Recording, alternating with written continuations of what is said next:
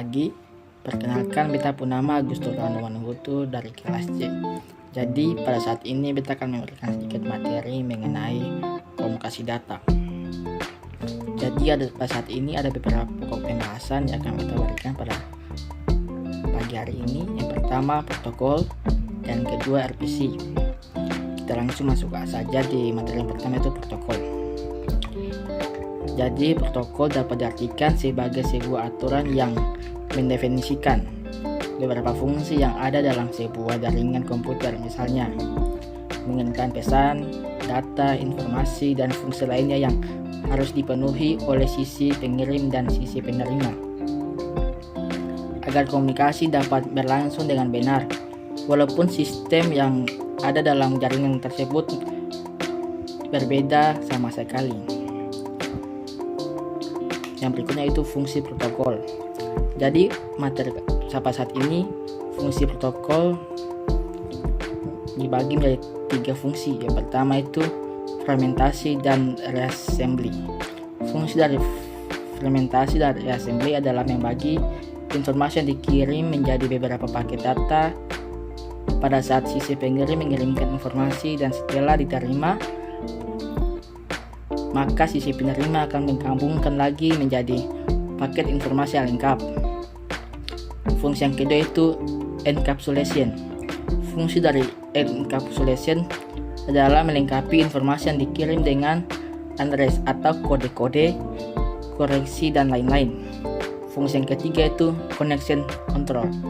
Fungsi dari connection control adalah membangun hubungan atau connection komunikasi dari sisi pengirim dan sisi penerima, di mana membangun hubungan ini juga termasuk dalam hal pengirim data yang mengakhiri hubungan.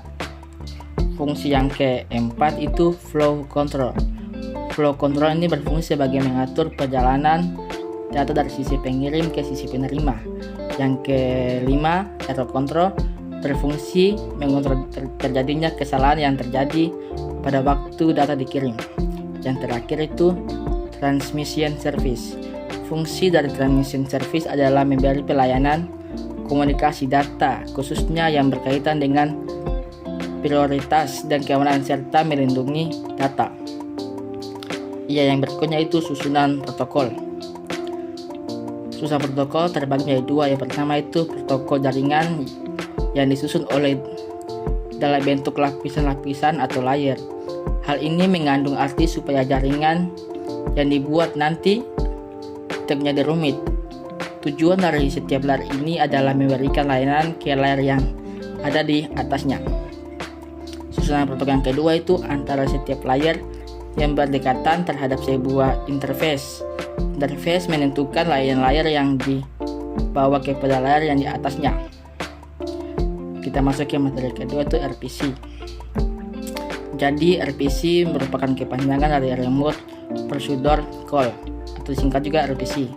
Adalah sebuah metode yang memungkinkan kita untuk mengakses sebuah prosedur yang berada di komputer lain. Untuk dapat melakukan ini, sebuah server harus menyediakan layanan remote procedure. Yang berikutnya itu kekurangan dan kelebihan dari RPC. Kelebihan RPC yaitu relatif mudah digunakan. Memanggil remote procedure tidak jauh berbeda dibandingkan memanggil local procedure, sehingga program yang berkonsentrasi pada server login tidak perlu memikir low level details seperti socket, marshalling, dan unmarshalling. Kelebihan yang kedua itu robust atau sempurna. Sejak tahun 1080-an, RPC telah banyak digunakan dalam berbagai mission critical application yang memerlukan scalability, fault tolerance, dan reliability.